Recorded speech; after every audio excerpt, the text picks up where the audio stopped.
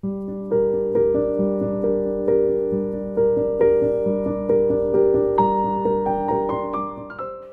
everyone and welcome back. Today I'm going to be working in Rooms of Wonder and I'm going to continue on this page here where we've been testing out budget pencils. And today I'm going to be testing out Crayola colored pencils and I'm having the 100 pack today. So let's have a look at what this pack is and what the pencils look like. So this is the pack. So I do like that they use sort of sustainable wood, so they do replanting. It's 100 different colors in here, which is really a lot of pencils for this kind of brand, which is awesome. So I'll be interested to see what sort of different colors they have. So we got one here that's got nice and bright colors. We've got all the yellows and greens and blues and everything. And then we got a second pack here which got like all the pinks and the purples, and we then go into the greys and the browns. I'm a little bit worried that the second I remove a pencil from here, from like the back, they're all going to get jumbled up, but it is what it is, and these are really cheap. So I did manage to forget to press start at the very start, so we're just going to start out by covering all of the leaves of that top one with this green that I had. And then I'm going to go in with this darker green. So some of these are a little bit hard to show up on the camera. I'm hoping not all of these have got the same bad writing, but we'll see. So some of them I find even the writing a little bit blurry, so they're hard to see. But on the back of your pack, you'll have all the colors listed as well. So that does absolutely help. And you can sort of have a look and just compare it, and you should be able to work out what color you've got. So far these have got really nice pigmentation. So I'm going to go in with my indigo. I want to see how well these layer, because that was one of the things. So I was recommended these in one of the other videos that we did on this page, and they said that they layer really nicely. So that's what I really want to test out today, how we can build up color a little bit similar to, I'm hoping to, so like a budget version almost of the polychromos. I'm not sure whether these are wax based or oil based at this point. I can go and check that, and I'll find out maybe a little bit later for you guys, and we'll see how it all works. So far I'm happy with how these are layering, but the big question is going to be when we're having larger surfaces. So especially when we're doing all these pots and everything, we should be able to see how well these layer.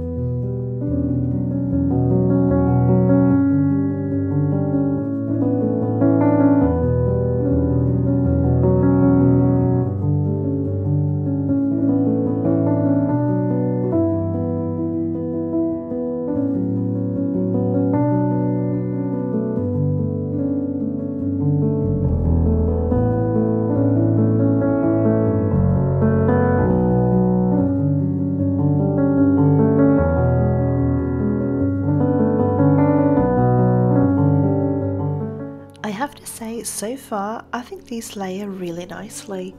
We can get a nice distinction between our highlights and our shadows, which works really well, so we can get that sort of rounded shape on these little pots. So I'll be very excited to see the rest of the colors and just to make sure that they're all sort of similar.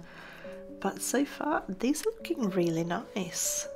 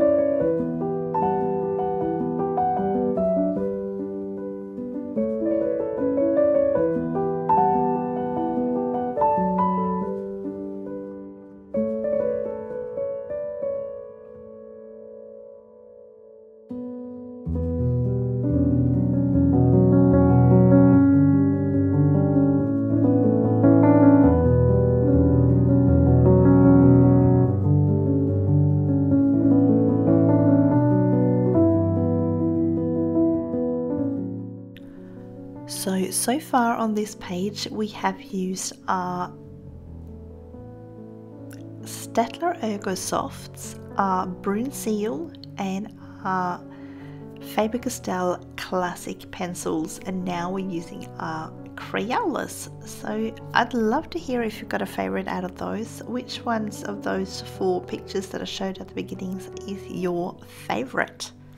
If you enjoyed this series and these budget pencils, I'd love it if you'd take the time to give this video a thumbs up.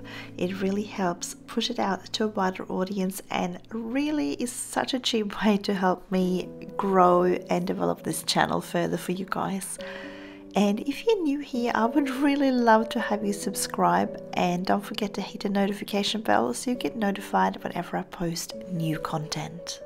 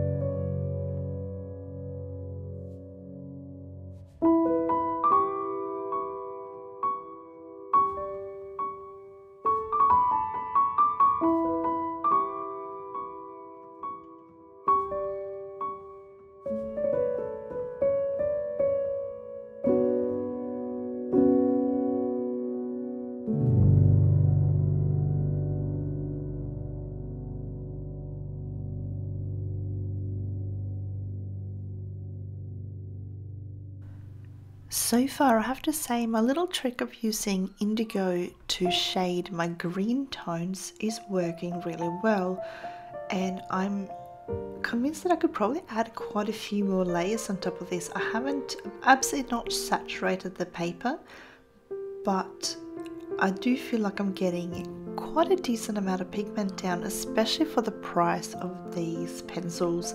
You can actually get this 100 set, I know in Australian dollars, you can get them for around about 30 Australian dollars, which would be in the 20s if you're in the US.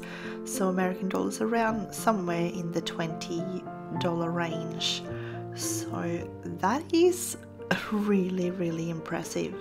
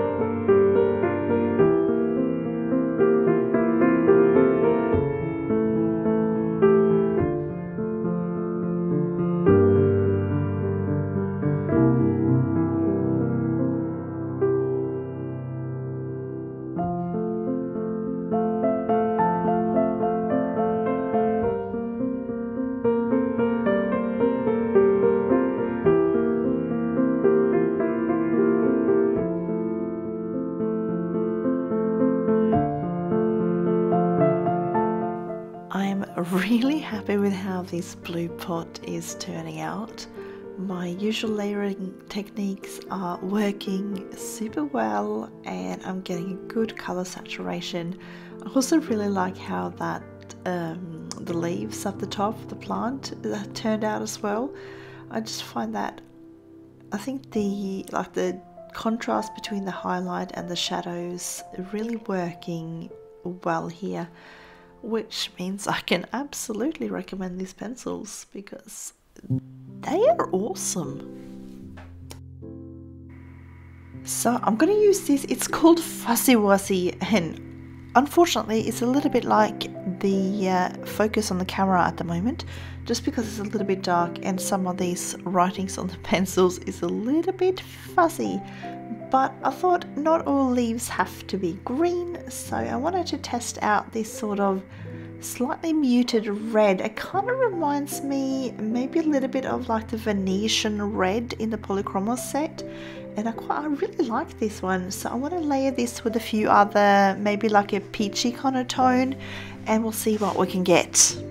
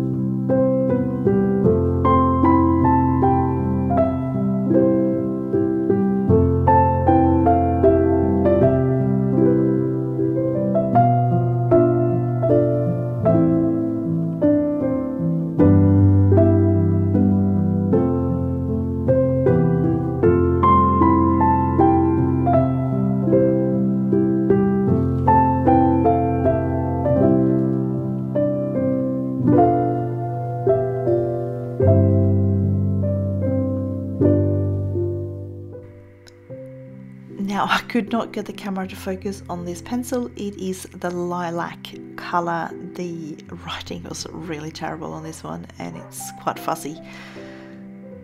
So I wanted to do like a purple sort of tone with this. I'm going in, this one is quite light actually looking at this, and I don't think I can get too much more pigment down, so this is definitely one of the less pigmented ones, but I'm hoping that by the time we add in some more layers with other colors, it should still look really nice, I think.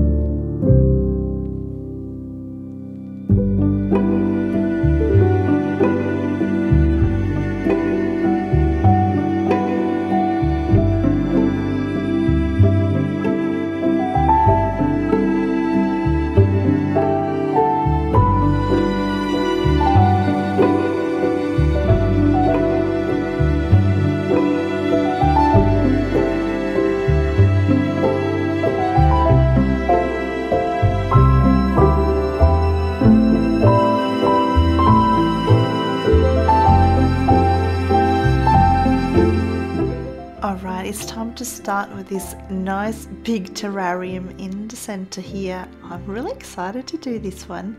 I do love terrariums, they're really fascinating to see. So for the lid here, I'm going to go in with some teal colors, and then I'll do some light blue tones on the glass of the terrarium. Now usually I would go in maybe with like a white gel pen or a Posca pen and add some like little like lines and things to really accentuate that glass look, but I haven't done this. I'm not going to do this with this one just because I haven't done that with any of the other ones on this page, and I wanted to make sure that I'm only really using the pencils and not anything else like when I'm coloring on this particular page. I just really wanted to make the pencils shine and do their job by themselves. And I just do have to apologize if you can hear a dog barking in the background every now and again. It's my neighbor's dog and it barks non-stop, and now I've just had enough. I've re-recorded so many things because of that barking, so now I've just given up and we'll just have to deal with that barking in the background.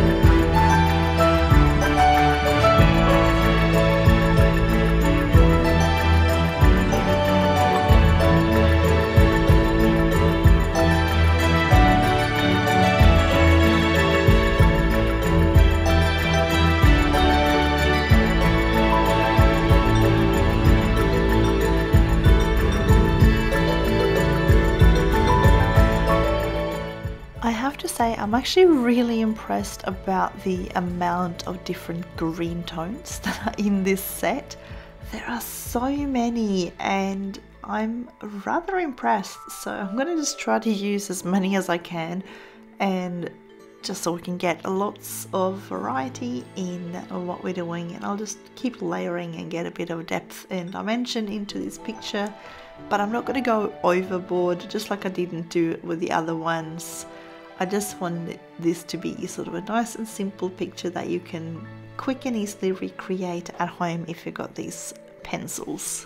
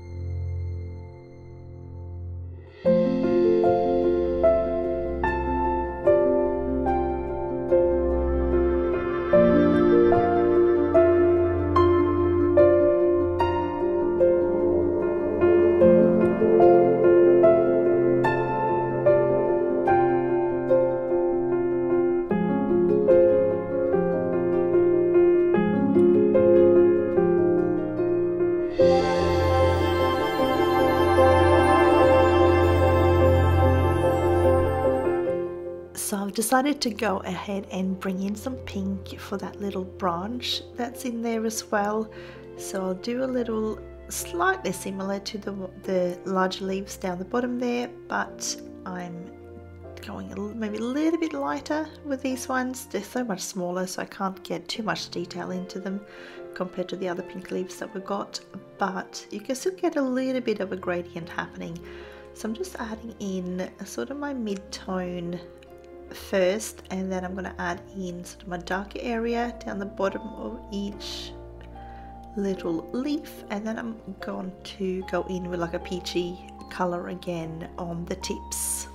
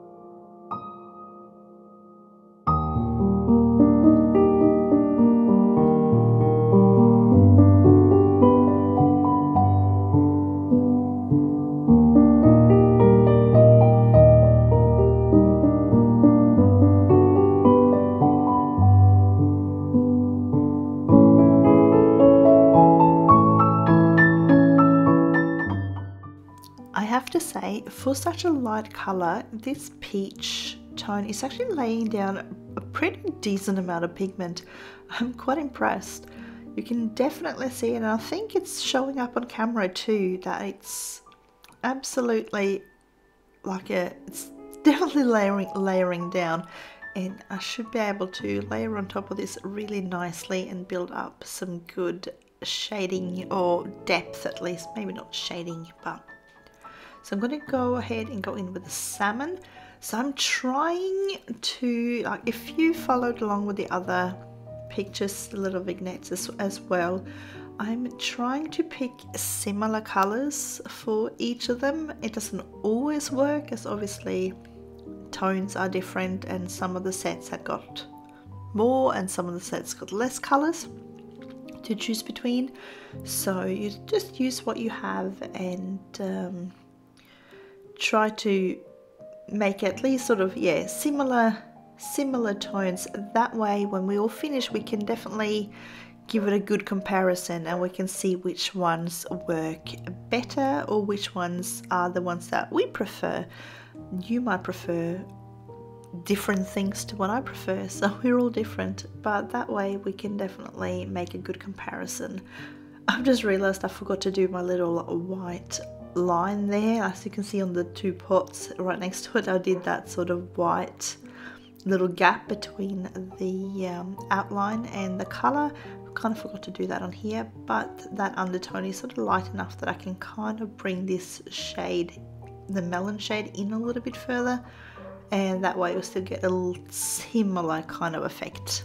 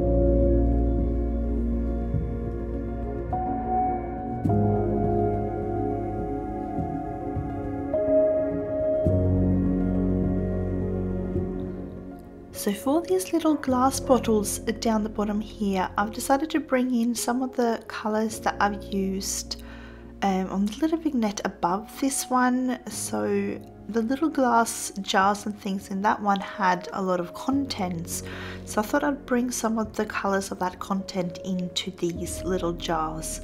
So I'll do one in blue, I'm thinking one in green, and one maybe like a peachy orangey kind of colour.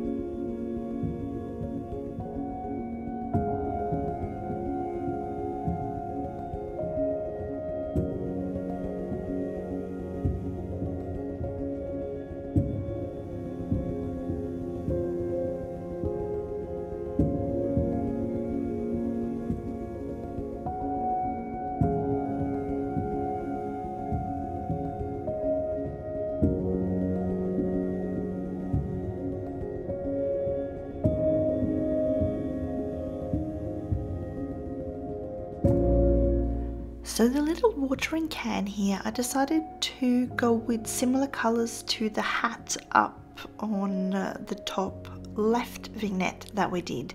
I'm just going to do kind of the opposite colours. So I'm going to do the main colour in pink, and then I'm going to do like the bluish teal for like the little details. So that way we tie it all together.